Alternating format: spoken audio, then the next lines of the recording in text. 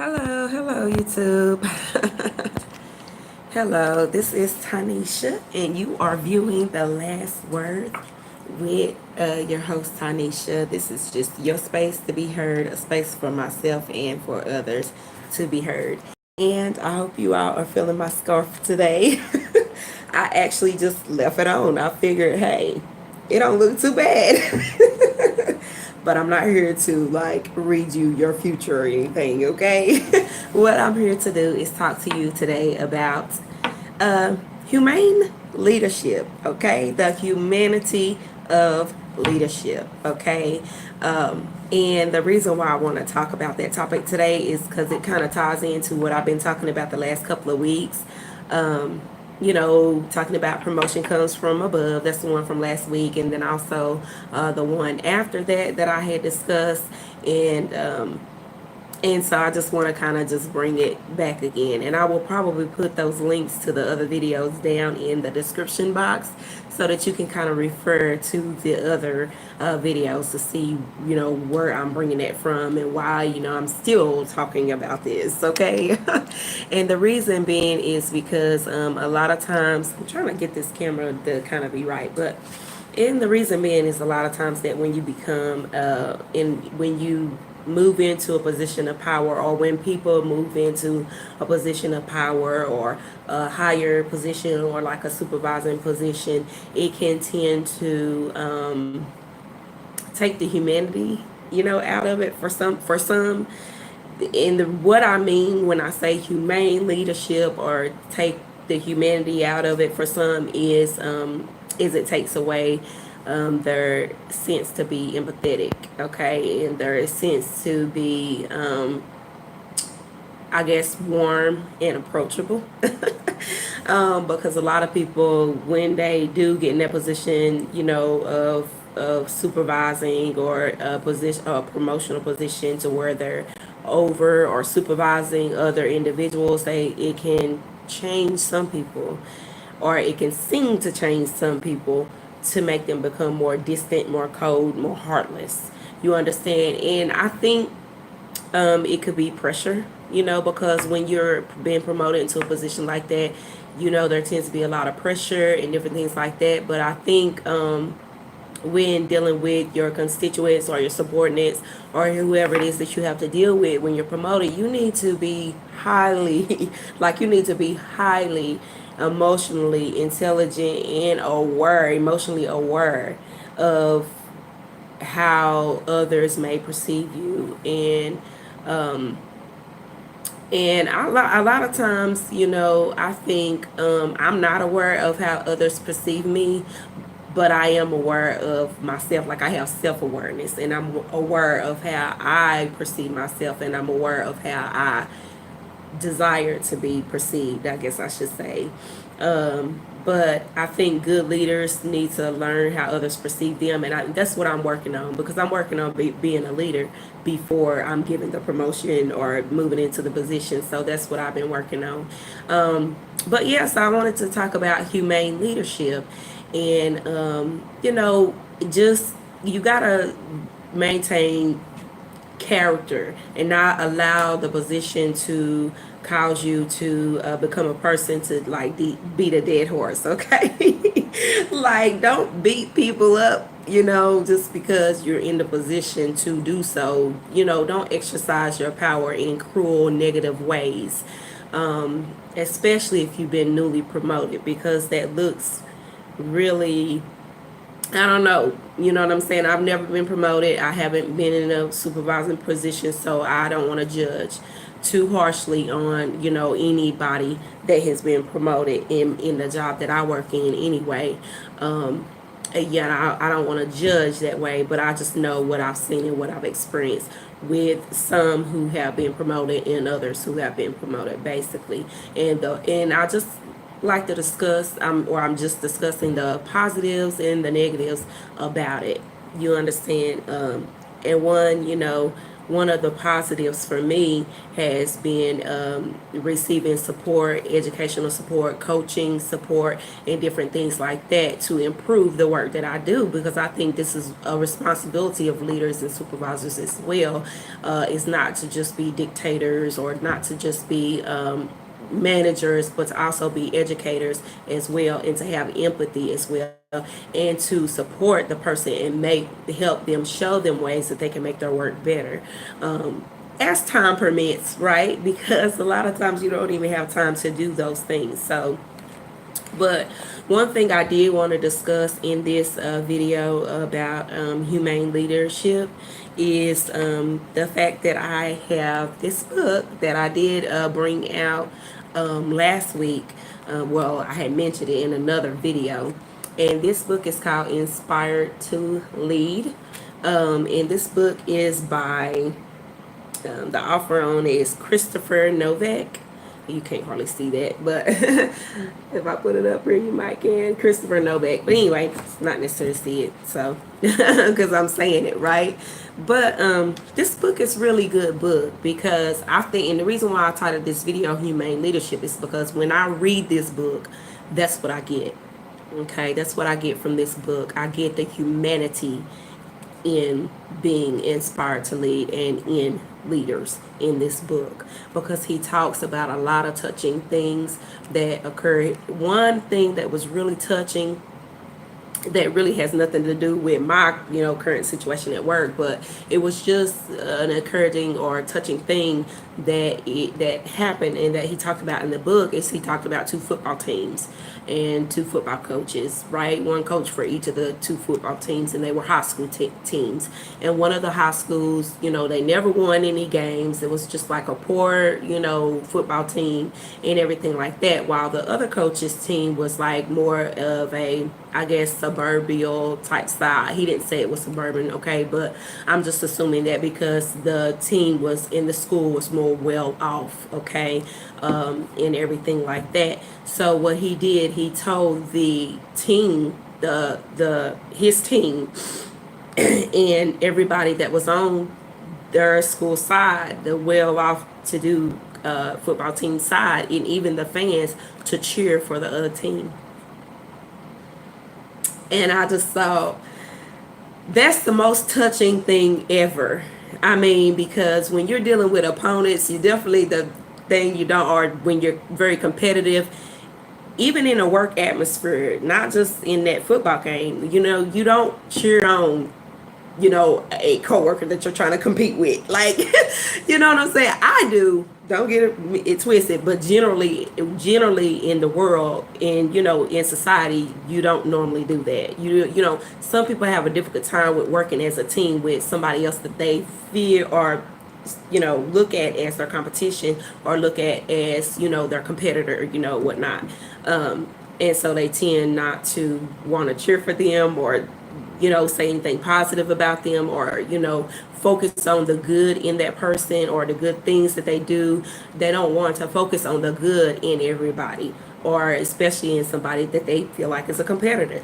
But this football team coach said cheer for the other team, and he wanted the fans to cheer for the other team as well.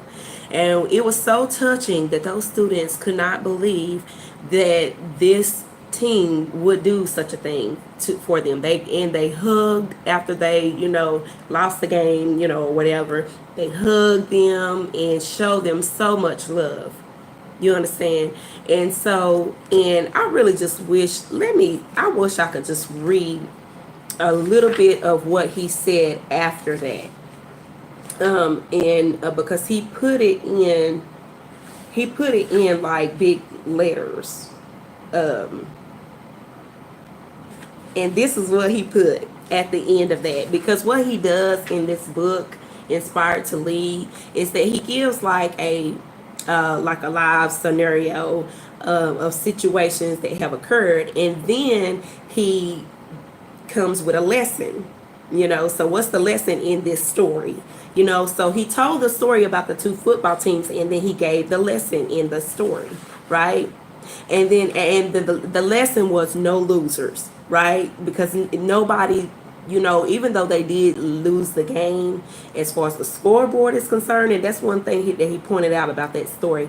They lost the game as far as the scoreboard was concerned, but they did not lose in the fact that they cheered everybody on. The winning team cheered on the defeated team as if they were winners. Hence you have that lesson or the concept, no losers, right? And that's the thing about leadership, is that when you become a leader or when you are leading someone, you really have to have that mindset, a positive outlook, a positive perspective, and a positive mindset to say, okay, there are no losers. People make mistakes, and the mistakes that people make are learning lessons for them, or learning opportunities for them to grow and to become better, not to be beat, not to be beat down, not to be put down, not to be castrated and written off. You understand? Especially somebody like me. You understand? Because I want to learn. I want to do better. I want to be coached. You understand? But a lot of times in society, because of the stereotype that is subconsciously in the minds of just society in general, when it comes to black women, they have to battle that. Some people have to battle against that before they really genuinely deal with you from a positive mindset. And it's so terrible, because I have to battle that all the time. I have to battle through, I guess through trying to cast down, prove wrong the stereotype before somebody will accept me for me.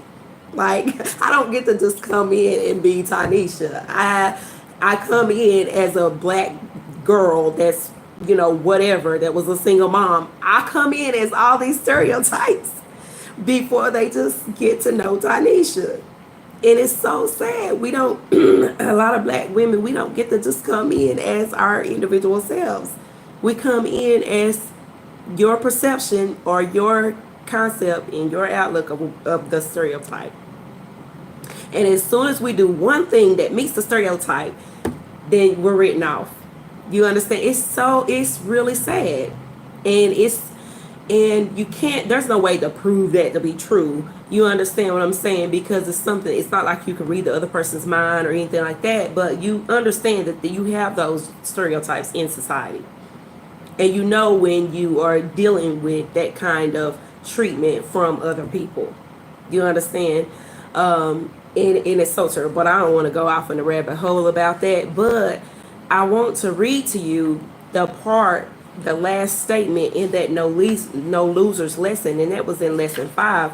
But it simply says, at the end, it says, as a leader, let's recognize that it's a different game when you coach the outcome, not just the score. Leading the favored is easy. Championing the outcast takes courage. I love that. Oh my God, I love that. Like, I love that so much, because what happens then is that you're not focusing on the person and just the performance alone. You're focusing on the total outcome you're focusing on the whole big picture. And it's like majoring in the major instead of majoring in the minors. You understand? Like, you're focusing on this minor thing.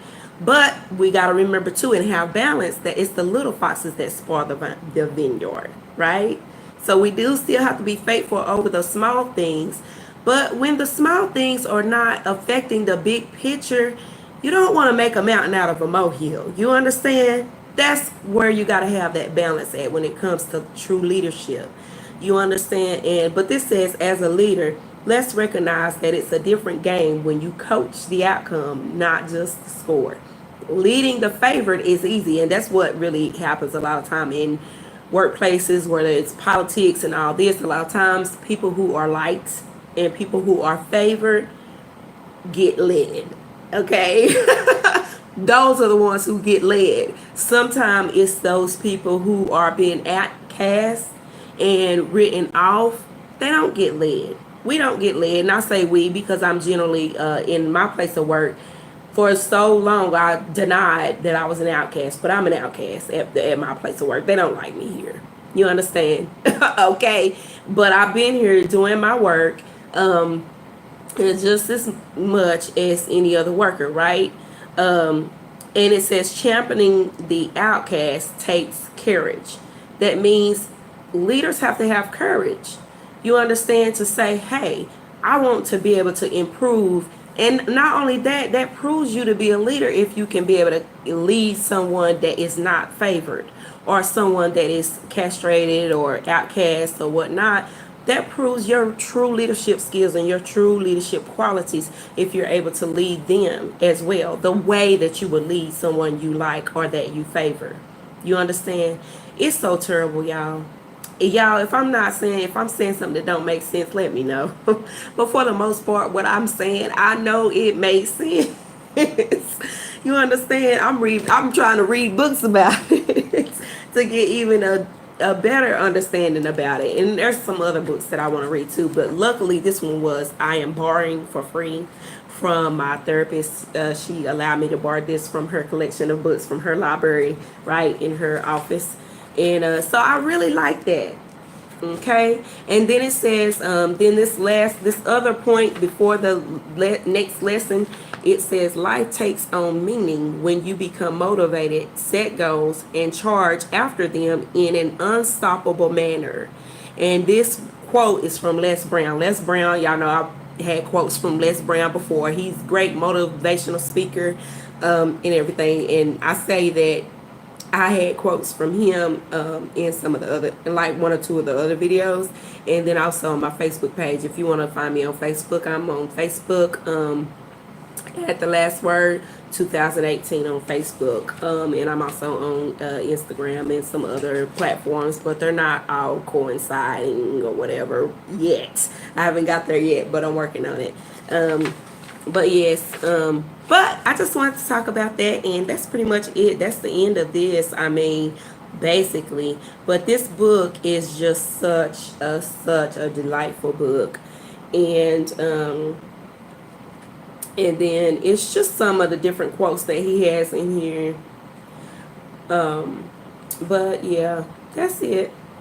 Yeah, so here's another quote. It says, we must not, in trying to think about how we can make a big difference, ignore the small daily differences we can make, which over time add up to big differences that we often cannot foresee. And that's a quote from Marion Wright Elderman. I don't know that person, but it's just a quote in this book. But it just so occurred, this other quote, I knew that person, Les Brown. So, but basically, yeah, so this one talks about making a big difference in the small things that we do. So that's, so the small things do matter.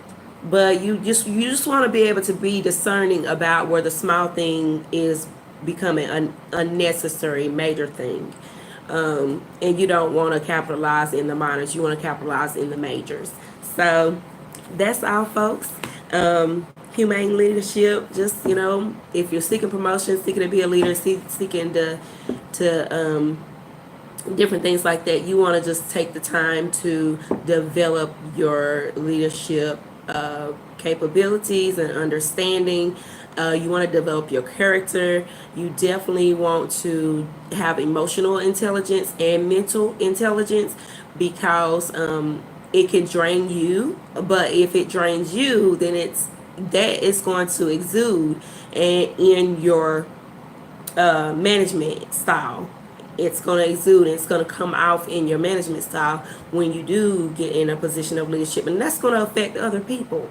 You understand? And what you have to understand is, going into a job 20 hours, 30 hours a week, you understand people bring their whole self to work. I mean, people are not robots at work. You understand? When people come to work, whole individuals like myself, because I consider myself whole, like I bring my whole self to work. I don't bring just, you know what I'm saying?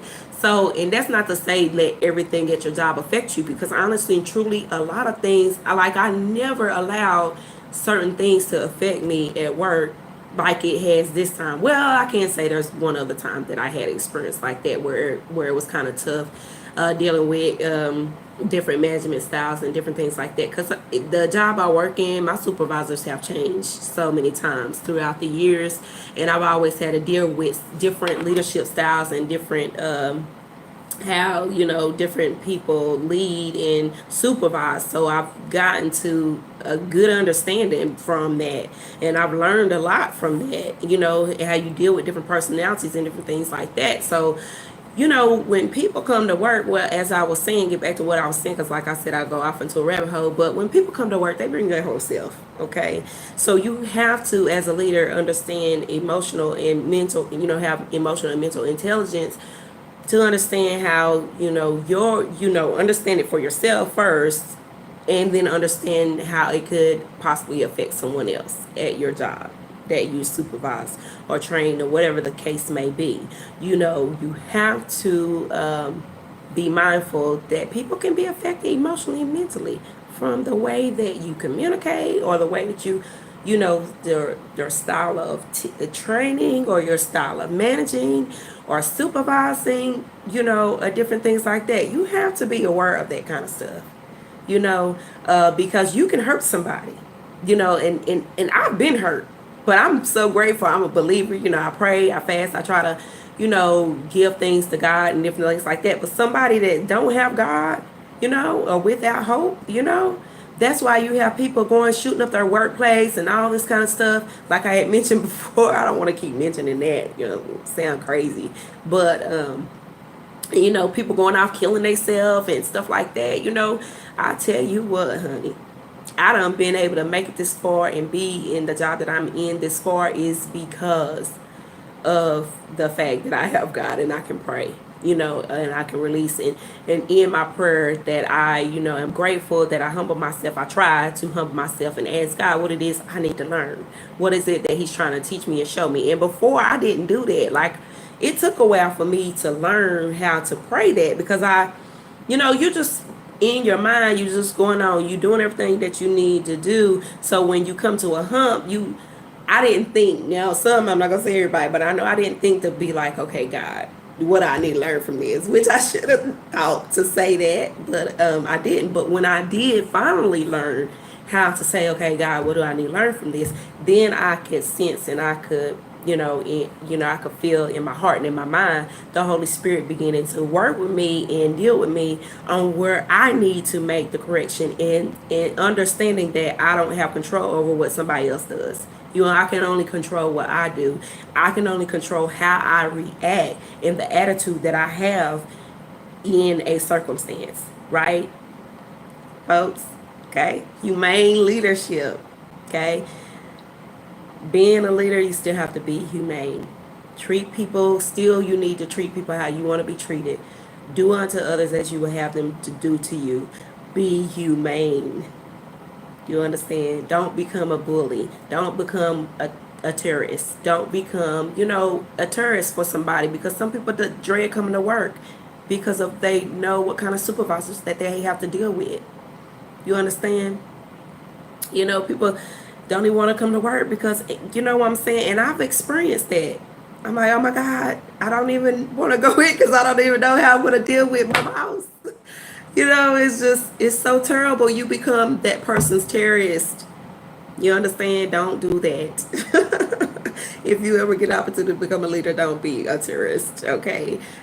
Treat people with dignity. Understand that if your subordinates or the people who are under you, if they are adults, respect that person as an adult first, and don't just look at them as your subordinate first. They are an adult first, human adult first. And then that kind of makes you realize that, hey, you're still on the equal playing field. You understand? Like, that way you're not talking down at people, you're not treating people the way they shouldn't be treated, you understand, and different things like that, just because you're their supervisor. Like, I don't know, that's really just, oh God, I could go on and on, but let me just stop it. And I just hope, like I said, with me evaluating this and seeing this, that once I'm given the opportunity to be in leadership, that I take heed to my own understanding and experience that I have had, and to be a humane leader with character, respect.